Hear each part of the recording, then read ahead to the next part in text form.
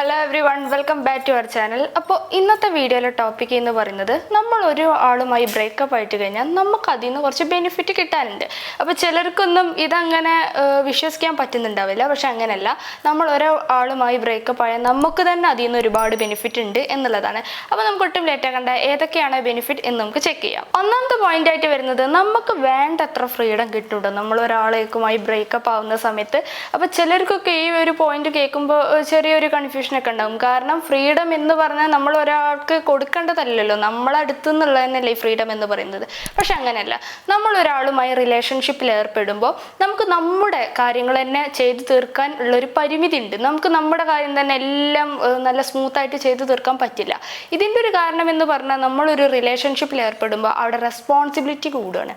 പിന്നെ റെസ്പോൺസിബിലിറ്റി കൂടുമ്പോൾ നമ്മുടെ കാര്യങ്ങളൊന്നും അങ്ങനെ ഒരു സ്മൂത്തായിട്ട് ചെയ്തു തീർക്കാൻ പറ്റുന്ന ഒരവസ്ഥയിലായിരിക്കില്ല അപ്പോൾ നിങ്ങളൊരു ബ്രേക്കപ്പിൻ്റെ ഒരു സിറ്റുവേഷനിൽ എത്തുമ്പോൾ നിങ്ങൾക്ക് നിങ്ങളുടെ കാര്യങ്ങൾ തന്നെ ഒന്നും കൂടി നന്നായിട്ട് ചെയ്യാൻ പറ്റും. നിങ്ങൾക്ക് തന്നെ ഒരു ഫ്രീഡം ഉണ്ടാവും. നിങ്ങൾക്കിപ്പോൾ എവിടെ വേണമെങ്കിലും യാത്ര ചെയ്യാം, ഇഷ്ടമുള്ള സ്ഥലത്ത് പോകാം, ഫുഡ് കഴിക്കാം. അങ്ങനെ നിങ്ങൾക്ക് തന്നെ ഒരു ഫ്രീഡം അനുഭവപ്പെടുന്നതായി നിങ്ങൾക്ക് തന്നെ ഫീൽ ചെയ്യാൻ പറ്റും. അപ്പോൾ ഒരു ബ്രേക്കപ്പ് ആയി കഴിഞ്ഞാൽ നമ്മൾ ഈ ഒരു നെഗറ്റീവ് ഒരു ആലോചിക്കേണ്ട ആവശ്യമില്ല. ഇങ്ങനെയുള്ളൊരു പോസിറ്റീവ് കാര്യവും നമുക്ക് അതിൽ കണ്ടെത്താനായിട്ട് പറ്റും. സെക്കൻഡ് പോയിന്റ് ആയിട്ട് വരുന്നത്, ഇപ്പോൾ ചില ആൾക്കാർക്ക് ഒരു ഡേറ്റിംഗ് ലൈഫിലൊക്കെ ഏർപ്പെടാൻ നല്ല താല്പര്യം ഉണ്ടാവും. ഇപ്പോൾ പറയുകയാണെന്നുണ്ടെങ്കിൽ തന്നെ ചില ആൾക്കാർക്ക് അവരുടെ റിലേഷൻഷിപ്പ് അവർ നിൽക്കുമ്പോൾ തന്നെ, പാർട്ട്ണർ അവരുടെ ലൈഫിലുള്ളപ്പോൾ തന്നെ അവർക്ക് മറ്റൊരു റിലേഷൻഷിപ്പിൽ ഏർപ്പെടാനായിട്ട് താല്പര്യം ഉണ്ടാവും, അല്ലെങ്കിൽ മറ്റൊരു ഡേറ്റിങ്ങിലോട്ട് കടക്കാൻ അവർക്ക് താല്പര്യം ഉണ്ടാവും. ഇങ്ങനെ ചെയ്യുമ്പോൾ ഓൾറെഡി ഒരു റിലേഷൻഷിപ്പ് അവർക്ക് അവിടെ ഉണ്ട്. അപ്പോൾ ഒരു കുറ്റബോധം ഒരു ഫീൽ ചെയ്യാനുള്ള ചാൻസ് അവിടെ വളരെ കൂടുതലാണ്. ഈ ഒരു അവസ്ഥയിൽ നിങ്ങൾ ബ്രേക്കപ്പ് ആയി കഴിയുമ്പോൾ നിങ്ങൾക്ക് ആരെ വേണമെങ്കിലും ഡേറ്റ് ചെയ്യാം, ആരുമായിട്ടാണെങ്കിലും ഒരു റിലേഷൻഷിപ്പിൽ ഏർപ്പെടാം. അതിനൊന്നും ഇവിടെ യാതൊരു പ്രശ്നമായിട്ട് വരുന്നില്ല. അപ്പോൾ ഈ കാര്യവും നിങ്ങൾ ബ്രേക്കപ്പ് ആയി കഴിഞ്ഞാൽ നിങ്ങൾക്ക് ബെനിഫിറ്റ് ആവുന്ന ഒരു കാര്യം തന്നെയാണ്. തേർഡ് പോയിന്റ് ആയിട്ട് വരുന്നത്, നമുക്ക് ഏറ്റവും റിയൽ ആയിട്ടുള്ള ജെന്യുവിൻ ആയിട്ടുള്ള കുറച്ച് ആൾക്കാരെ നമുക്ക് ഈ ഒരു ടൈമിൽ കണ്ടെത്താൻ പറ്റും എന്നുള്ളതാണ്. കാരണം ഈ ഒരു റിലേഷൻഷിപ്പിൻ്റെ ഈ ഒരു ബ്രേക്കപ്പിൻ്റെ ഈ ഒരു ടൈം വരുമ്പോൾ അത് കുറച്ച് ഹാർഡായിട്ടുള്ള ടൈമാണ്, കുറച്ച് സ്മൂത്തായിട്ട് പോകാൻ പറ്റാത്ത ഒരു സമയമാണ്.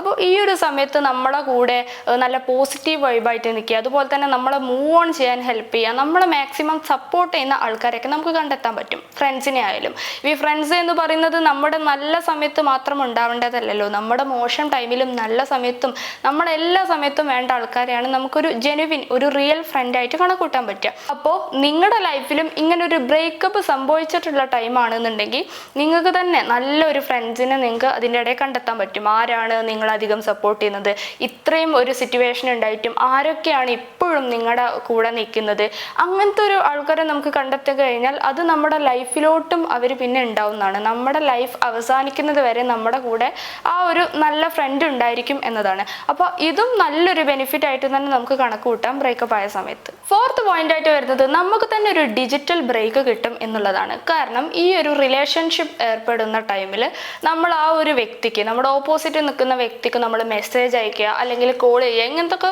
കാര്യങ്ങൾ ഉണ്ടാവുമല്ലോ. തിരിച്ചും അവിടുന്ന് അതേപോലെ തന്നെ ആയിരിക്കും. അപ്പോൾ നിങ്ങളൊരു ബ്രേക്കപ്പ് എന്ന ഈ ഒരു സിറ്റുവേഷനിൽ നിൽക്കുമ്പോൾ ആ ഒരു സമയം നിങ്ങൾക്ക് നിങ്ങളുടെ ഒരു സെൽഫ് ഡെവലപ്മെന്റിന് വേണ്ടി യൂസ് ചെയ്യാൻ പറ്റും എന്നുള്ളതാണ്. നിങ്ങളുടെ ഡെവലപ്മെന്റിന് വേണ്ടി യൂസ് ചെയ്യാം, അതുപോലെ തന്നെ നിങ്ങളുടെ പാഷന് വേണ്ടി യൂസ് ചെയ്യാം. നിങ്ങൾക്ക് നല്ല നല്ല ക്രിയേറ്റീവ് ആയിട്ടുള്ള കാര്യങ്ങൾ കണ്ടെത്താൻ വേണ്ടി ഈ ഒരു ഡിജിറ്റൽ ടൈം, നിങ്ങൾ പണ്ട് യൂസ് ചെയ്ത ടൈം നിങ്ങൾക്ക് ഇപ്പോൾ ഈ ബ്രേക്കപ്പ് ആയി കഴിഞ്ഞതിന് ശേഷം നിങ്ങൾക്ക് യൂസ് ചെയ്യാവുന്നതാണ്. ഏറ്റവും അവസാനത്തെ പോയിന്റ് ആയിട്ട് വരുന്നത്, ഇപ്പോൾ നിങ്ങൾ ഒരാളുമായി റിലേഷൻഷിപ്പിൽ ഏർപ്പെട്ടിരുന്നു, അത് ബ്രേക്കപ്പ് ആയി പോയി. തീർച്ചയായിട്ടും അത് ബ്രേക്കപ്പ് ആവാൻ വളരെ നല്ലൊരു റീസൺ അതിലുണ്ടാവും എന്നുള്ളതാണ്. അതെന്ത് റീസണും ആയിക്കോട്ടെ, ആ ഒരു സംഭവം അവിടെ കഴിഞ്ഞു. അപ്പോൾ നിങ്ങൾക്ക് ഇനി ചെയ്യാൻ പറ്റുന്ന ഒരു കാര്യം, നിങ്ങൾക്ക് നല്ലൊരു പേഴ്സണെ ഇനിയും കണ്ടെത്താൻ ടൈം ഉണ്ട് എന്നുള്ളതാണ്. നിങ്ങളുടെ തോട്ട് പ്രോസസ്സൊക്കെ ഓക്കെ ആയിട്ടുള്ള, നിങ്ങളെ അധികം സപ്പോർട്ട് ചെയ്യുന്ന, നല്ലപോലെ സ്നേഹിക്കുന്ന ഒരാളെ നിങ്ങൾക്ക് വീണ്ടും കണ്ടെത്താൻ പറ്റും എന്നുള്ളതാണ്. അതിനുള്ള ഒരു ഓപ്ഷനും കൂടി ഈ ഒരു ബ്രേക്കപ്പ് ആയ സമയത്ത് നിങ്ങൾക്കുണ്ട്. നിങ്ങൾക്ക് ആദ്യം കണ്ടെത്തിയ ആളെക്കായും ഒന്നും കൂടെ നല്ല മികച്ച ഒരാളെ നിങ്ങൾക്ക് കണ്ടെത്താനുള്ള ഒരു ഓപ്ഷനും ഈ ബ്രേക്കപ്പ് എന്നുള്ള സമയത്തുണ്ട്.